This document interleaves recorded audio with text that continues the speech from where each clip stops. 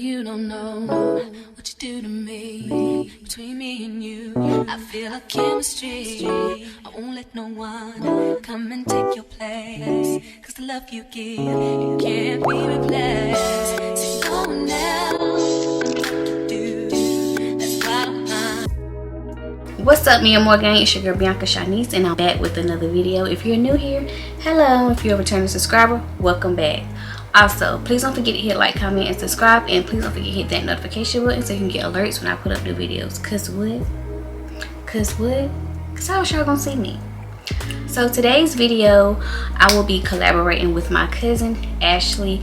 We are collaborating on lock talk, which will be things you may want to consider before locking your hair. So I will have her channel name on the screen, chilling with the Pearces. She will be giving her point of view. Okay, before I start explaining the lock video, I kind of want to give you a background on my locks. So I started my locks in 2021. No, when did I start my locks? 2020? I started my locks in 2020. I started them August the 21st, 2020. And if I can find a picture, I'll pop it up on the screen to show you how my hair looked back then and to now. I've been locked a year and a few months, and this is how they're looking now. And y'all, the journey has been wonderful. It has its moments, but I have learned to embrace it, and I will get in more in details. I'll do that later in the video. You know,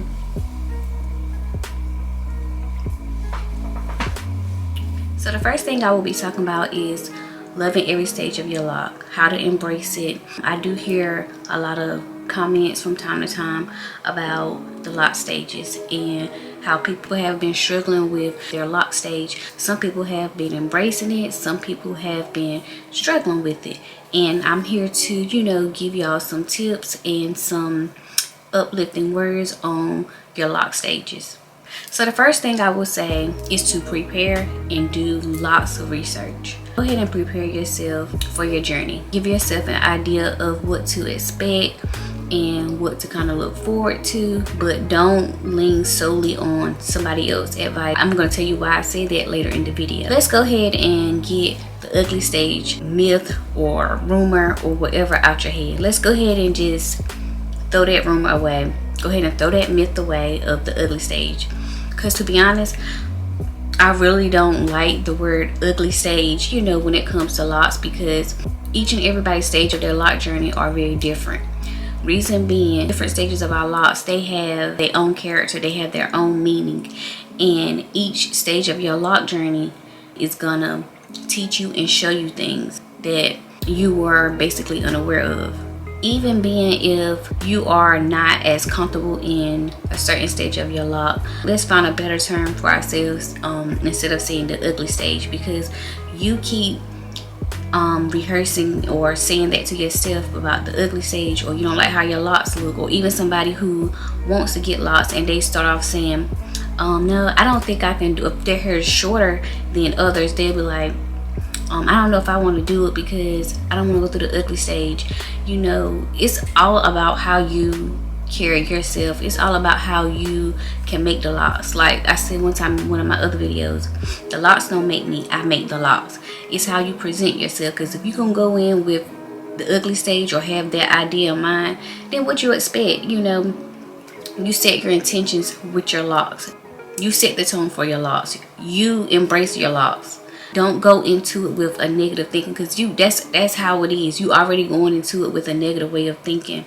I don't think that will be healthy for somebody who are starting off their locks so early on, and they're constantly calling different stages of their locks the ugly stage. I don't think that will be helpful or beneficial to you, because you're going to quit on your lock journey, and that's not what you want to do. I will also say that all the stages of my lock journey, they have meaning to them. They was building me. They helped me develop patience, to be brave, show diversity. They was helping me build something within myself personally. And I'm a person that doesn't do well with change, and locking my hair up has taught me so much. It has developed so much in me to the point where I shock myself and I surprise myself with my lock journey, even within, you know, myself overall. The last thing I would like to mention about how you can embrace each stage of your lock is by think about why you even started your locks, or think about why you want to start. If you remind yourself of those two things, if you start your lock journey, or if you already have started your lock journey, in the midst of you feeling like, you know, you are struggling with different stages of your lock, think about why you started. Think about why you want to start. I feel like that will help you get back level minded about your lock journey, and I think that will help you be very successful at your lock journey, or each stage of your lock journey. And document it, take pictures, do videos to give yourself something to look, you know, back on, and also it will help you see how far you have come, and I think that will help you along the way as well. The next thing I would like to mention about going in with a certain vision of somebody else's lock. It can be a good thing and it can be a bad thing. Here's why I would like for you to hear me out on both parts. Reason being, because you can see somebody else's lock and you may end up programming yourself to think, oh, I want my locks to look like so and so locks, and in your mind you are expecting your locks to come out that way. And it's a possibility that it can, and a possibility that it can't. Even if it does come out that way, it's still not going to be 100% exactly like that person lock that you envision, and that's also going to lead you to disappointment, and you're going to give up on your lock journey. So of course it's okay to, you know, have a vision of how you potentially want your locks to look, but also be mindful that your locks are not going to look like everybody else's lock, because it's certain things that play factors to why certain people's locks look the way they look. It's a factor to why my locks look the way that I look, and I'm also going to be mentioning some of those factors later on in the video. And to be honest, y'all, I was telling my cousin that I think in this day and time, I think it's been real popular that people want their locks to look a certain way. We are just getting really hip on how many different ways you can lock your hair, or how many ways your locks can look. I feel like back in the day, it was always the standards, traditional, you know, locks. You know, they were, you know, the smaller locks, you know, the traditional set of locks, you know, that was it. You know, when people say they wanted their hair locked, that was the first thing that popped in my head was the traditional standard, you know, locks that are options that are available to people, you know, to this day. And I feel like now that you can get your hair wigs, micro locks, sister locks, you know, you can have them thick, you can just, you know, have the standard locks. Like, it's just so many, you know, ways you can lock your hair, and so many ways you can get your locks to look. And I feel like now that people are starting to embrace locks, I feel like people want options. They have, you know, parting size, and, you know, just different type of things. And I just, like I said, just be, you know, be careful on when you are expecting your locks to look a certain way, or you have a picture of somebody else locks, or, you know, just be careful, you know, going in your lock journey of expecting your hair to look like someone else's, because like I said, it's not going to be 100% looking like the person locks that you envision. And to be honest, that is a normal feeling, because when we see other hairstyles as like braids and sew-ins and bobs, you know, we screenshot a picture, or we're gonna screenshot it, and we're gonna go to our beautician and be like, you know, I want this. And even sometimes still 9 times out of 10 your hair don't come out looking 100% like that. That's down to even the makeup. Like when people see this picture of a girl who got her makeup done and they want that look, sometimes people get disappointed. I have been a makeup artist who, you know, felt like it was a lot of pressure on myself when I was doing somebody's makeup that they showed me a picture of and how they want their makeup, and I'm just like, you know, it's a lot of factors in play into, you know, getting your makeup to look like, you know, so and so or whatever. You know, it's, you know, your skin type, you know, how your skin is, you know, you're not gonna 100. And then you don't, and the good thing about social media these days now is editing. People will edit up. Okay, let's just look at me. You see me? You know, I look real smooth. You know, it's probably got my skin probably looking like it don't match my neck, but it actually does. My makeup match, but people they edit so much where they don't even look like that in real life, like, you know. So I say all that to say, like, you're not gonna have your hair is not gonna be 100% like somebody you envision. Now I keep stressing that part because people can get disappointed, and it's upsetting because you have your mind set on something and it don't come out looking like how you want. And you know, I just want you all to be very mindful of that part when it comes to locks. So the next thing I would like to talk about is the method of upkeep. Method of upkeep is really not as complicated as, you know, loose natural hair or, you know, permed hair or like stuff of that matter, because you know you have to deal with detangling and all these different type of products. Our method of upkeep with locks are very simple. You know, less is more. You can palm roll, you can interlock. For me, you know, I just do, you know, I guess you would call it palm roll, but I don't actually like do palm roll like that with my locks. I just take it and, you know, twist it. And to be honest, when I retwist my hair, I don't twist all the way down here, because I like for my locks to kind of stay thick, and I kind of like the frizzy look. The frizzy look may not be for everybody, but I like how they look because I also don't want my locks to look thin. And I'm not saying that if you palm roll your hair that your locks gonna look thin, but for me personally, I don't like, you know, to do that. But you know what, to be honest, I wouldn't mind somebody actually doing that on mine, because I really don't know how to palm roll like how other people do. I just might get somebody to retwist my hair and then do it that way. As far as washing goes for my locks, I think I wash my hair twice. I know that sounds nasty, but of course with the weather or whatever, and I don't like to go out there with my hair wet, but I don't wash my hair as often as I should. I probably should wash it more. Washing your hair can help you out a lot. When I first started my locks, I didn't wash my hair probably like until like the 3rd month, and I probably could have washed them, you know, sooner, because I started mine off with the 2-strand method.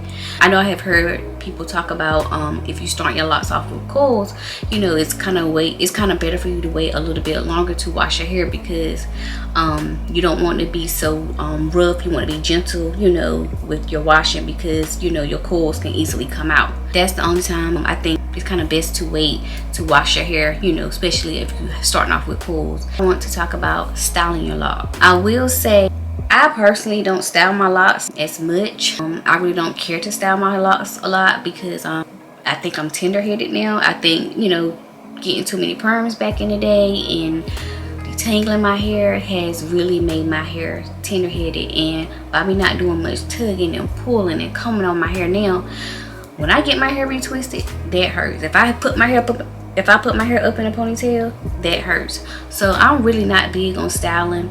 But I do feel like if you do style your hair too much, you have a chance of, you know, making your locks thin, doing a lot of pulling on your edges and stuff. You know, you want to be very, you know, gentle, you know, with it. Just because, you know, you have locks, I feel like people think like we can handle them all crazy, which they tough, they strong, you know, but I do still feel like, you know, they got to be treated with, you know, TLC sometimes too. So we can't be doing a whole bunch of pulling and doing this and doing that to them. Because they can pop, they can break, you know, they can start thinning, and you know that's not what you want. You want your locks to look, you want your locks to flourish, you want them to be nice. Next thing I want to talk about is the misconception about coloring your locks and how unhealthy it is to constantly bleach your locks. For me personally, I feel like the best time to bleach your locks are before you actually lock your hair. I do feel like you want to make sure your locks are more mature before you start bleaching and coloring and doing all those type of things. So that's what I did, and I felt like that was going to also be something to help me love my locks even more, because I, you know, had some color to it. You know, it was just a little spiciness to, you know, my locks. And I had people, you know, asking me, is this my hair? Which I still get people asking me that to this day, is that your hair?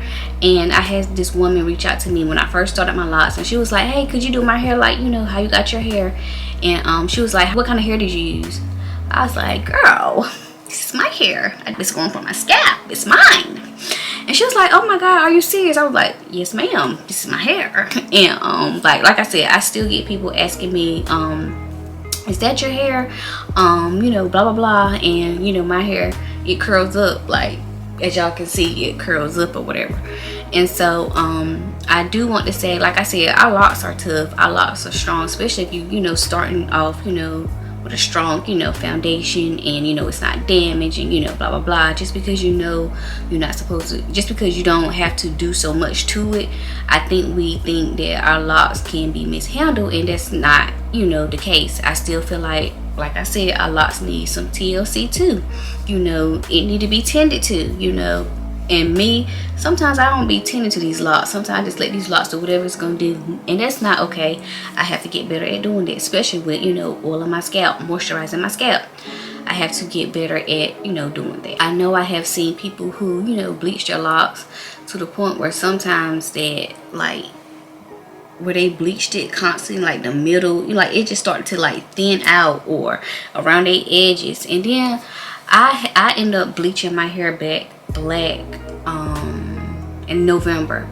And the reason being because I seemed like I kind of it started to look, my hair just started not to look right. It didn't look rich and luscious. Not saying that when you color or bleach your hair that your hair doesn't look, you know, luscious, but for me it started to, like, I don't know, especially like when my like hair started to grow in, I just didn't like how that looked, you know, anymore. And I potentially may bleach and color my hair again, and if I do, I won't be doing it. I will have to go somewhere professionally for them to do it, because I want it to come out right. I don't want to be splotchy or anything. So my main thing about, you know, speaking about bleaching and coloring your hair, you know, just be careful. Don't constantly like bleach your hair, you know, to the point where, you know, you can start losing it.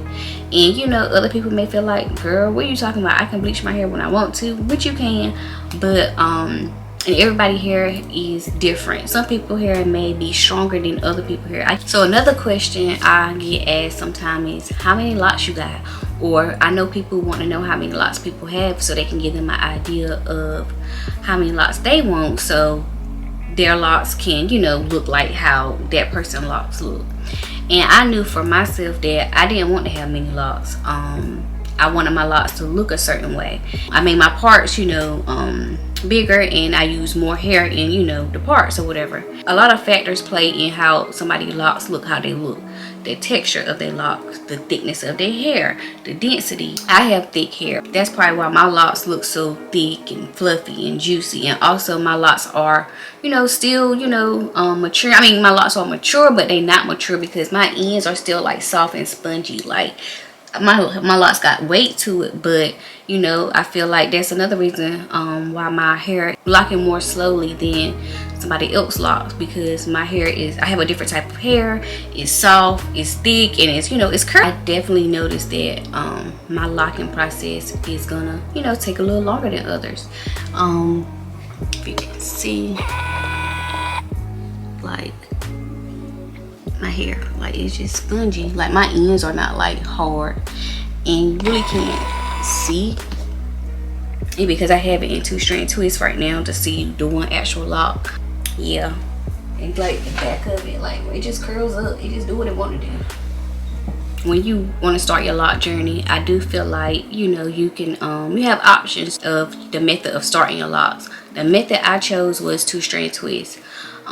Reason being because I felt like 2-strand twists would be more presentable to wear. I think if I would have started off with the coil method, I probably would have kind of gave up on my lock journey, because it would be a little harder for me to adjust to it. It will be harder for me to like figure out what to do with it. And I feel like when I was a loose natural, I always did 2-strand twists for like my twist out, and I wore it, you know, I wore it for a long time, and I didn't see like what was, you know, the difference from, you know, me doing that and actually like starting, you know, using this method to start my locks off. A thing that wasn't hard for me, you know, with locks, because I was very diverse when it comes to like my hair. Like even with coloring my hair or having certain colors, you know, when I was a loose natural or when my hair was, you know, permed, different styles and colors wasn't wasn't something I was, you know, unfamiliar with. I was always taking a risk. I was always trying something. So I always embrace, you know, being different. I always embrace, you know, different strange type of hairstyles that I feel like other people probably was second guess. I went for it. I had shortcut, sew-ins, bobs, braids, and you know, I just was a risk taker. I always took risks when it comes to, you know, to my hair, and I felt like me getting locks wouldn't been an issue. I feel like if I could pull that hairstyle off, or if I can pull this look off, I could pull off locks. You know, it's just a matter of how, you know, you were, you know, going into your lock journey, or how you gonna view yourself. Well, don't get me wrong, we will have our days where we just, you know, out here thugging it, you know, and that's totally fine, because sometimes I like the thugging look. I really don't care for my locks to be so neat, you know, all the time. I don't care. I love when my roots look thick, you know. It made me feel good to know, like, 'cause when I get that retwist, baby, that drop game gonna be what? Long. Another thing I want to mention, you need to use it before you lose it. And reason why I say that is because with me not styling my hair as much, or, you know, looking up different type of hairstyles that I could do with my hair, when it comes time for me to do something to my hair, I be somewhere looking lost, like, what I'm gonna do to my hair, what I'm gonna do to my hair. And I just feel like, you know, you should just, you know, look up different hairstyles, play around with different hairstyles, so when you are getting ready to go somewhere, or you just feel like doing something to your hair, you will have options. Use it so you don't lose it. So this video is about to come to an end. I hope you guys enjoyed it. If you have any questions on anything that I have said in this video, please feel free to comment down below. Also, please don't forget to hit like, comment, and subscribe. And also, please put down some things that you experience with your lock journey, or any questions that you may have. Please feel free to comment all those things down below in the comments. And I will see you guys in another video. Goodbye. It goes on and on.